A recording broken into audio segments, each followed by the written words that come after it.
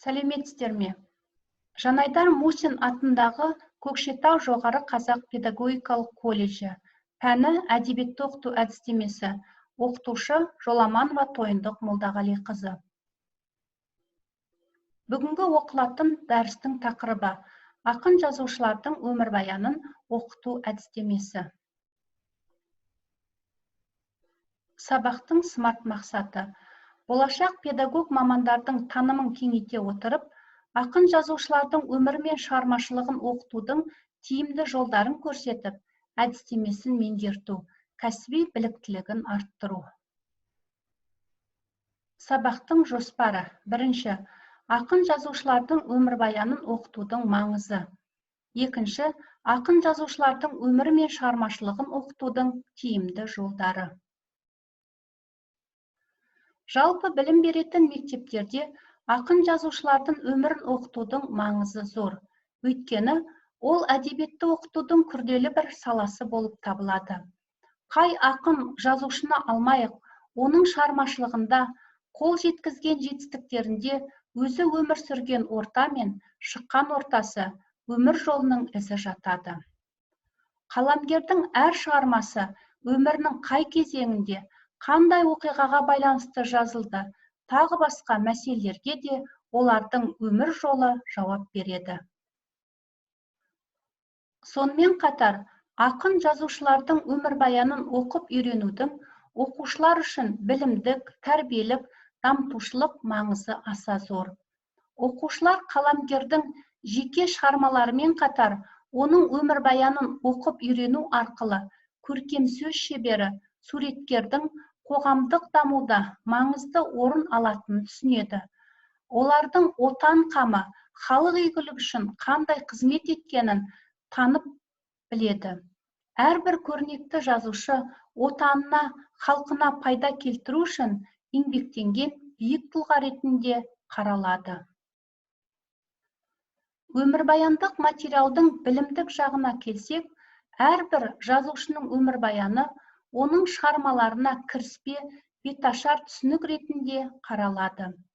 Жазушының өмірбаянын әңгімелегенде, басқа мәселелермен бірге оның өмір кезеңдерінің негізгі даталары, ол кездегі тарихи әлеуметтік жағдай, туып өскен, тәрбиеленген ортасы, өзін қоршаған қоғамдық ортасымен қарым-қатынасы, тағы басқалар жайында әр сыныпқа лайықтап, оқушылардың жас ерекшеліктері, сыныптың білім деңгейі ескеріліп, мәлімет беріледі.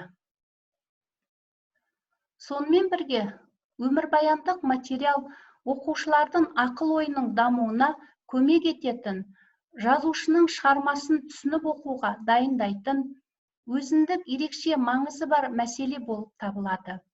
Кейбір ақын жазушылар тегі, туысы, тәлім тәрбиесі жөнінен үстем таптан шыға тұрса да, сол өзін тудырған ортаға жирене қарап, одан безініп, өмірі мен қызметін отанның, халқының игілігіне арнайды. Бағдарламада ақын жазушылардың өмірбаянын оқыту 9-11 сыныптарда тарихи әдебиеттік ізбен беріледі. Яғни, қаламгер өмірбаянына арнайы сағат бөлініп, жан-жақты терең оқытуға мүмкіндік туады.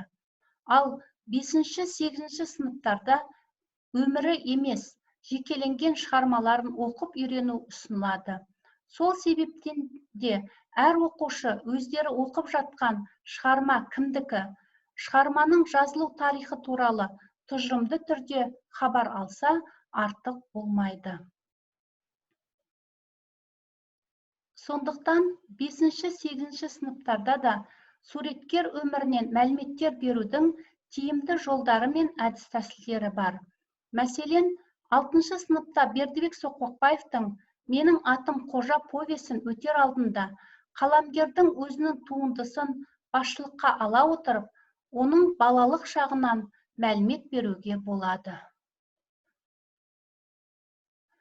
5-8 сыныптарда ақын жазушының өмірбаяны жөніндегі мәліметтерді баяндаудың 4 түрі бар. Біріншісі, жазушының өмірбаянынан берілетін мәлімет. Екіншісі, өмірбаяны арнаулы түрде өтілмейтін жазушылар жайында қысқаша анықтама беру. Үшіншісі, өмірбаянмен қатар шығармашылық жолы туралы мәлімет беру. Төртіншісі, жазушының өмірі туралы құрастырылған әңгіме. Жазушының өмірі туралы әңгіме түрінде баяндалатын материалдар 5-7 сыныптарға қолайлы. Мұндай материал жазушының өмір жолын толық қамтып, оқушылардың ол туралы белгілі мөлшерде тиісті мәлімет алуын қамтамасыз етеді. Бұл бағытта ақын жазушылар жайлы естеліктерді әңгімелей отырып, қаламгер өмірінен түсірілген деректі фильмдер мен көркем фильмдерді де көрсетуге болады. Мұрағаттардан қаламгердің жанды даусын алып тыңдату да оқушының пәнге деген қызығушылығын арттырады. Өмірбаяндық материалды сыныбына қарай мөлшерлесек, 5-6 сыныптарда көбінесе жазушының балалық, жастық шақтарын елестететін өмір эпизодтарын әңгімелеу басым орын алады. 7-8 сыныптарда өмірбаяндық материалдарды баяндаудың үшінші түрі жазушының өмірімен қатар оның шығармашылық жолы туралы да алғашқы мәлімет беріледі. Мұндай мәліметтер оқушыға 7 сыныптан бастап беріле бастайды. Бұл сыныптарда ақын жазушылардың өмірбаянын қысқаша баяндай отырып, тірек сызбалар арқылы шығармашылығы жайлы мәлімет беріледі. Мысалы, 7 сыныпта Сәкен Сейфуллиннің «Сыр сандық», «Қамаудан», «Тұлпарым» өлеңдерін өтер алдында ақынның өмірінен мәлімет бере отырып, сызба арқылы оның қазақ әдебиетінің 3 жанрында да қалам тартқандығын айтып, әр жанрға жазған шығармаларын атап өткен жөн. Мәселен, поэзия жанрында жазған «Далада», «Жазғы түнде», «Көңіл», «Өткен күндер» тағы басқа өлеңдер, «Көкшетау», «Альбатрос» тағы басқа поэмалар, проза жанрында «Жерқазғандар», «Айша», «Жемістер» тағы басқа әңгімелер, «Тар жол тайғақ кешу» романын, драма жанрында «Бақыт жолында», «Қызыл сұңқарлар» тағы басқа пьесалар жазғандығын айтып өткен артық болмайды. 6 сыныпта Ахмет Байтұрсыновтың «Егін бастары» мысалымен «Ақын ініме» өлеңі өтіледі. Қаламгердің шығармаларына тоқталмас бұрын Ахмет Байтұрсыновтың өмірінен қысқаша мәлімет беріп, оның ғылымның сала-саласы бойынша еңбек атқарғанын айта келіп, ағартушы демократ, лингвист ғалым, әдебиет зерттеуші, тюрколог, фольклорист, аудармашы екендігін айтып өткенде артық емес.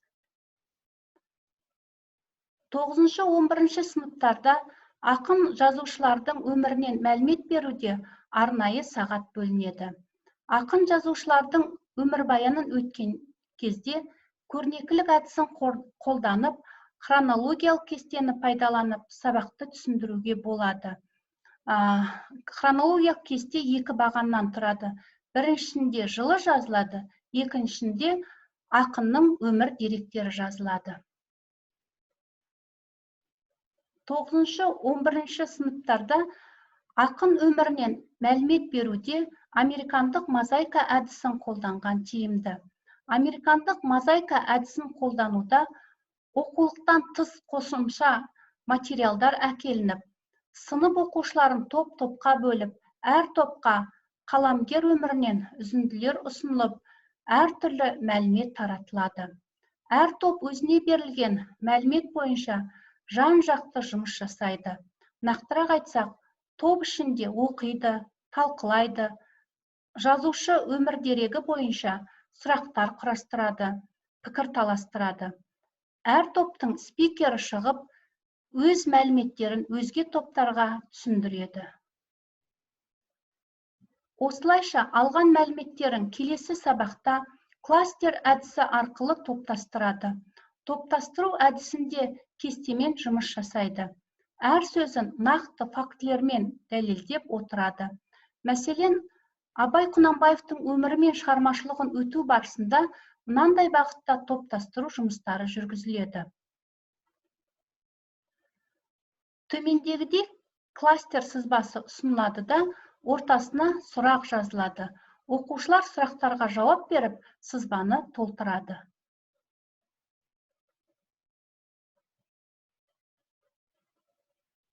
Келесі тоқталатын әдісіміздің түрі иә-жоқ стратегиясы. Иә-жоқ стратегиясы арқылы алған мәліметтерін жаңғыртады. Бұл стратегияда ақын өмірі мен шығармашылығы жайлы мәліметтер беріледі. Әр мәліметтің тұсына иә-жоқ деген белгілерді қажетіне қарай қойып отырады. Сызба 3 бөліктен тұрады. Бірінші бағанға реттік сан жазылады, екінші бағанға ақын өмірі мен шығармашылығы жайлы мәліметтер жазылады, үшіншіге белгі қойылады. Ақын жазушылардың өмірбаян оқытуда тиімді әдістердің бірі ақындар мен жазушылар әдісі. Бұл әдіс жаңа ақын жазушының өмірбаянын өтер алдында оқушының алдыңғы білімін тексеру мақсатында қолданылады. Әдісті қолдану шарты: сынып оқушылары топтарға бөлінеді. Топтағы оқушылар 3-4 минут аралығында өздері білетін ақын жазушыларын жазып шығады да кезектесіп оқиды. Бір топта бірінші айтылған тұлға өзгелерінде қайталанса, сызып тастап отырады. Қай топтың тізімінде қаламгерлер тектері көп жазылса, сол қаламгердің өмірі мен шығармашылығына қысқаша тоқталады. Жазушының өмірбаянын баяндауға пайдалы материалды кейде оларға арналған әдеби көркем шығармалардан алуға да болады. Мысалы, Абай Құнанбаевтың өмірі мен шығармашылығы өткенде Әуезовтің Абай, Ыбырай Алтынсариннің өмірі мен шығармашылығын өткенде Ақынжановтың Ыбырай Алтынсарин, Сәкен Сейфуллиннің өмірі мен шығармашылығын өткенде Талжановтың Сейфулланың Сәкені, Шоқан Уәлихановтың өмірі мен шығармашылығын өткенде Бегалиннің Шоқан асулары атты шығармаларын пайдаланған тиімді. Бірақ мұндай өмірбаяндық фактілерді мұғалім байқап пайдалану керек. Себебі бұл шығармаларда жазушының өмірінде болмаған, кездеспеген фактілерде кездеседі. Мұндай фактілерді мұғалім жазушының өмірінде шын болған деп түсіндірсе, сөз жоқ қателеседі. Жазушыға да, оқушыларға да қиянат жасайды. Сондықтан әдебиеттану ғылымында орныққан, даусыз фактілерге сәйкес келетін жағдаяттарды ғана сұрыптап алған жөн. Ақын жазушылардың өмірбаянын оқытуда Шаталовтың тірек сызбалар арқылы оқыту технологиясын қолданған өте тиімді. Тірек сызбалар ауызекі сөзді қысқартып, нақты ойды жеткізеді. Үйрене келе оқушылардың өздері де құрастыра алатын болады. Тірек сызба жазу оқушыны ойлауға, тез шешім қабылдауға жетелеп, ойын айтып жеткізуге итермелейді. Тірек сызбалар арасында түсіндірме сөздер, қажетті сандық көрсеткіштер жазылады. Сызба нұсқаның ерекшелігі оқушыны жаңа ойға жетелеп, ғылыми дүниетанымын ұштайды. Сызбаның негізгі тақырыбын белгілеп, қосымша сызбалар арқылы негізгі ойдың көлемі ұлғаяды. Мәліметтерге құрастырылған тірек сызбалар 7 кезең бойынша кіргізіледі. Бірінші, тақырыпты бейнелі эмоционалдық тұрғыдан әрі көрнекі құралдарды пайдаланып түсіндіру. Екінші, тірек плакат бойынша оқу материалдарын түсіндіру, әр қилы негізгі ұғымдар символының көмегімен кодталған материалдарды дыбыстау, құпия кілтін ашу және олардың арасындағы өзара логикалық байланысты анықтау. Үшінші, тірек сызбаларын оқып үйренуде шәкірттер сигналдарды дәптерге көшіріп жазу немесе Xerox машинасымен көбейтілген парағын дәптеріне желімдеу. Төртінші, Үй жағдайында оқулықпен және тірек сызбалар парағымен жұмыс істеу. 5. Келесі сабақта мұғалімнің сұрақтарына тірек сызбалары бойынша жауап беру. 6. Тірек сызбаларға сүйеніп, мазмұнын толық баяндау. 7. Білім тексеру көлемінде мазмұнын ауызша баяндау. Қорыта келгенде, ақын жазушылардың өмірі мен шығармашылығын оқытудың түрлі әдіс тәсілдері мен жолдары бар. Оның таңдап алу мұғалімнің құзыретінде. Мұғалім қай сыныпта қай әдіс тиімді деп тапса, соны қолданады. Тек бір сарынды оқытпаса болғаны. Бір сарынды таптаурын болған сабақтар оқушыны жалықтырып жібереді. Сондықтан мұғалім үнемі ізденіс үстінде болып, сабақты түрлендіріп, құбылтып өткізуі керек. Назарларыңызға рахмет, қош сау болыңыздар.